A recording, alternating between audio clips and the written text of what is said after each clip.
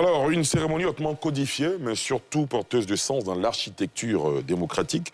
Docteur Banga, selon vous, d'emblée, quelle est la portée symbolique de cette cérémonie dans l'histoire politique ivoirienne, vous qui êtes historien?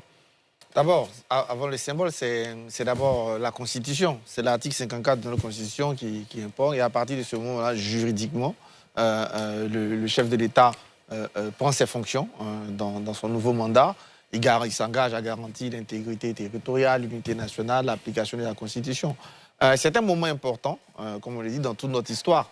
La première fois que ça s'est passé, c'était évidemment le 7 août 1960. Ça montrait l'entrée de notre pays en tant que un pays souverain. Et puis, il y a eu des prestations assez marquantes dans l'histoire de la Côte d'Ivoire. Celle, par exemple, de Henri Konan Bédié, lorsqu'il devait être de nouveau président. On a eu la prestation de serment avec beaucoup d'émotions de Laurent Gbagbo en 2000, dans ces conditions, puisqu'il était un opposant qui arrivait au pouvoir pour la première fois. Prestation de serment, ça peut aussi avoir une signification douloureuse en novembre 2010, où on s'est retrouvé dans une crise post-électorale. D'ailleurs, pour marquer, chacun des deux présidents, entre guillemets, a voulu marquer sa victoire par sa prestation de serment. Et puis, on a eu une dernière cérémonie en avril ou mai 2011 qui a consacré cette fois-ci la victoire et le départ d'Alassane Ouattara. Donc, on est dans quelque chose d'important, quelque chose d'institutionnel. Mais je dirais que les plus marquants, à mon avis, d'un point de vue historique, c'est la prestation de serment de Félix Houphouët-Boigny et sans doute celle d'Alassane Ouattara en 2011 parce qu'elle mettait fin officiellement, je veux dire, à la crise post-électorale. Docteur Adjelou, il y a une forte connotation juridique dans une prestation de serment. Vous, le juriste? Oui, évidemment, M. Dirassouba. Lorsque nous prenons l'article 54 de la Constitution, dans son alinéa premier, il est écrit que, au cours de cette cérémonie publique, il reçoit les attributs de sa fonction. Je pense que toute la symbolique se retrouve dans cette phrase. Il reçoit les attributs de sa fonction. Article 54 de la Constitution, alinéa 1. Alinéa 1.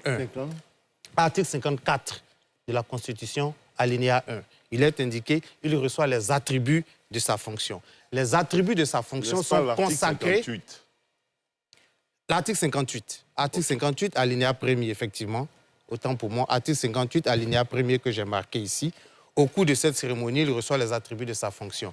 Les attributs de sa fonction sont consacrés par la Constitution, notamment des articles 54 jusqu'aux articles 80, puisqu'on inclut maintenant le vice-président qui fait partie de l'exécutif. Donc, dans ces attributs-là, je note par exemple l'article 63 qui nous dit que le président de la République est le détenteur exclusif du pouvoir exécutif. Ensuite, on a également une signification qui est importante puisque cette audience de prestation de serment permet au président de la République de faire donc allégeance au droit, allégeance donc à la loi, et ça c'est très important, allégeance donc aux valeurs républicaines.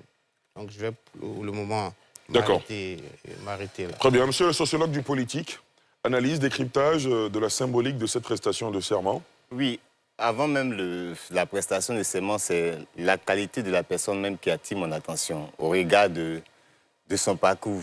Parce que le docteur, professeur Arthur Banga l'a rappelé, sa venue marquait la fermeture d'une histoire douloureuse et on a vu sa capacité à rallier, pour moi, rallier une partie de la population à sa cause. Donc je constate avec lui que lorsqu'on observe ce qui s'est passé en 2025, il y a une phrase qui me revient en esprit, c'est le fait que on n'est pas président qui veut, mais qui peut.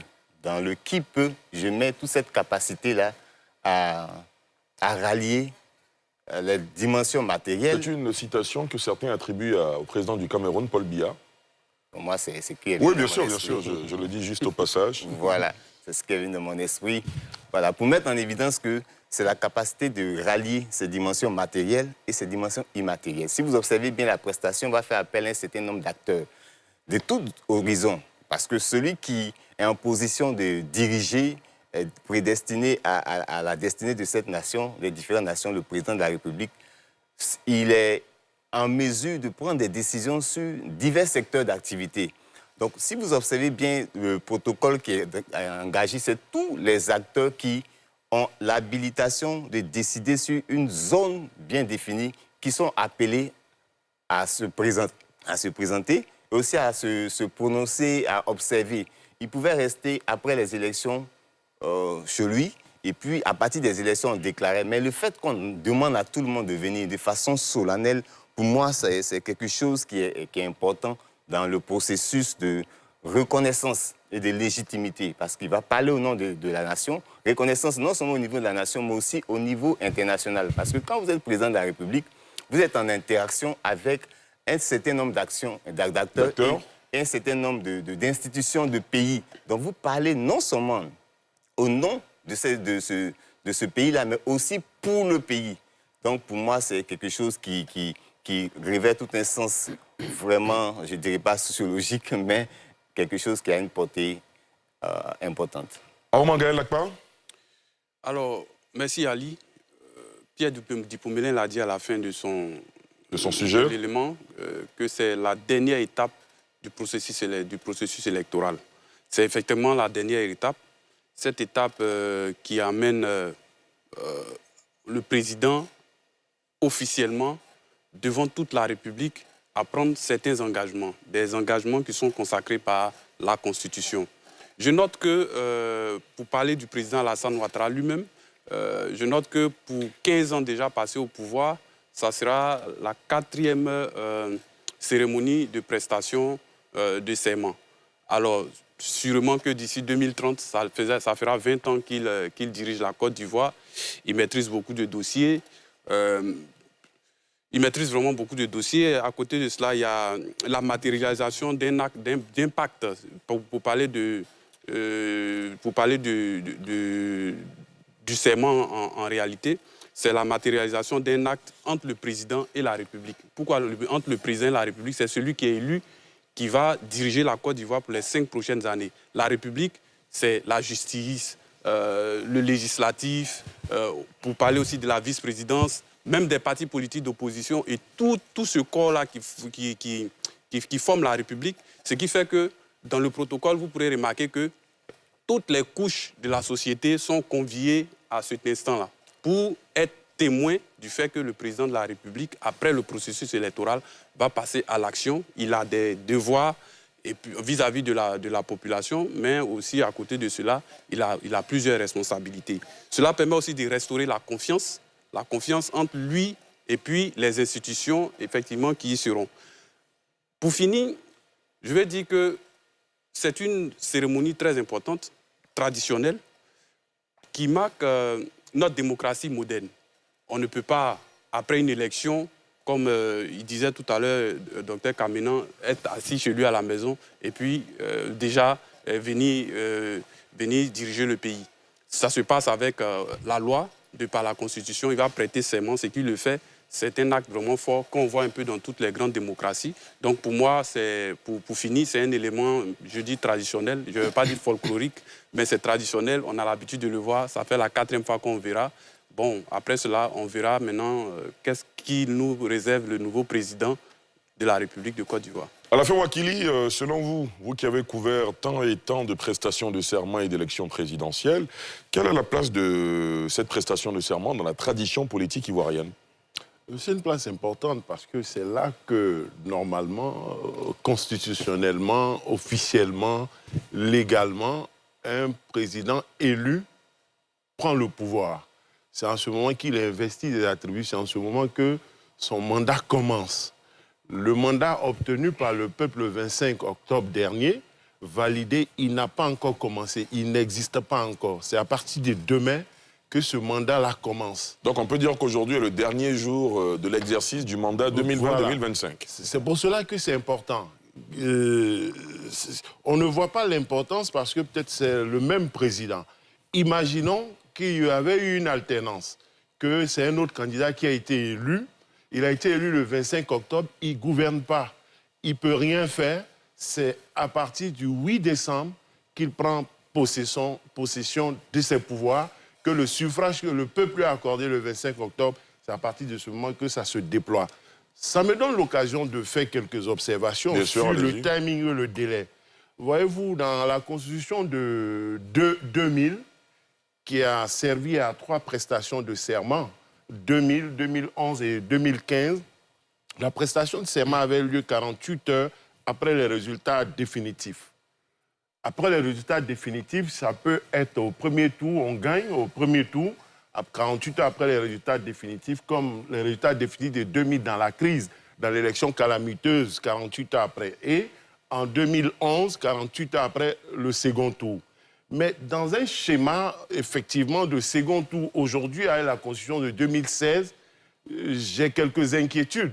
Si nous avions eu un second tour pour l'élection qui vient de se terminer, Qui se sera tenu fin novembre, qui aurait eu lieu le 29 novembre, avec obligation d'une prestation de serment le 2e lundi du mois de décembre, c'est-à-dire demain, 8 décembre, est-ce qu'il était possible, entre le 29 novembre, les recours, les résultats donnés en 5 jours possibles, la CI peut-être aurait fait plus vite que les 2 ou 3 jours du premier tour, et puis les recours des candidats, fondés ou pas fondés, de bonne foi ou pas, parce qu'il faut attendre un délai pour courir lorsque le Conseil constitutionnel reçoit les résultats. Il donne quelques jours aux candidats pour faire des recours. Les candidats peuvent faire leur recours le dernier jour et non le premier jour. Et après leur dernier jour, là, le reste, on a près de 11 jours qui courent. Entre le 29 novembre et le 8 décembre, il y a à peine 8 ou 10 jours. C'est un timing qui me paraît serré. De deux, lorsqu'il y a une alternance, c'est un nouveau candidat qui a gagné le 25 octobre. Pourquoi faut-il qu'il attende 45 jours s'il n'y a pas 2 tours? Si ce n'est pas le même président qui est en exercice, le président sortant à 45 jours dans le dispositif actuel pour gérer les affaires courantes, alors que si c'est un second tour, c'est vrai qu'entre le premier et le 2 tours, il sait qu'il peut gagner ou pas, mais s'il est réélu, tant mieux. Mais si au second tour, il est battu, il lui restera peut-être à peine 10 jours par rapport à ce que l'on sait, sans pouvoir organiser une transition, etc.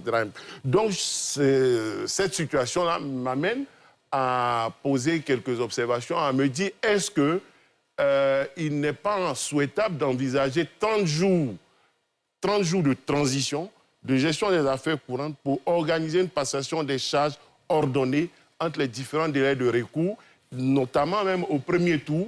Quand on a gagné au premier tour, est-ce qu'on est obligé d'attendre 45 jours? et si on s'en tient à votre proposition, ça nous ramènerait au 2e lundi du mois de janvier. Voilà, quand En cas on a... de deuxième tour. En cas de deuxième tour. Maintenant, Maintenant, évidemment. en cas de premier tour, quand le président sortant a gagné, il fait 30 jours. Il n'a pas besoin d'attendre 45 jours et donner l'occasion peut-être à des prophètes de malheur de penser que l'investiture n'aurait pas lieu. De penser que l'investiture est impossible. Parce qu'il y en a qui ne lisent pas, ou d'autres pensent qu'on est encore à l'ancien système de 48 heures. Comme après les résultats du Conseil constitutionnel, l'investiture n'a pas été proclamée, n'a pas été organisée 48 heures après, ils se sont dit, paf, voilà, c'est fini, elle n'aura plus lieu, la prestation des serments. Très bien. Donc, voilà. Dernier point d'ailleurs sur Bien la sûr, question, allez-y. parce que j'ai fait des recherches, voyez-vous, le vice-président de la République, il y a un qui est en exercice, il sera présent demain.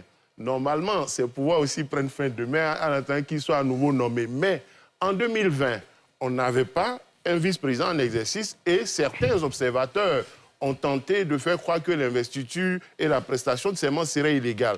C'est l'occasion pour moi de dire que, en fait, il y a une disposition de la Constitution qui n'a pas été harmonisée parce que lorsque, dans la disposition de 2016, on dit que le vice-président est tenu d'assister à la prestation des serments, c'est dans l'esprit de ce qu'il est élu sur le ticket avec le président, le candidat. C'était un ticket. Donc, le jour de la prestation du président élu, le vice-président aussi est élu, il doit être présent.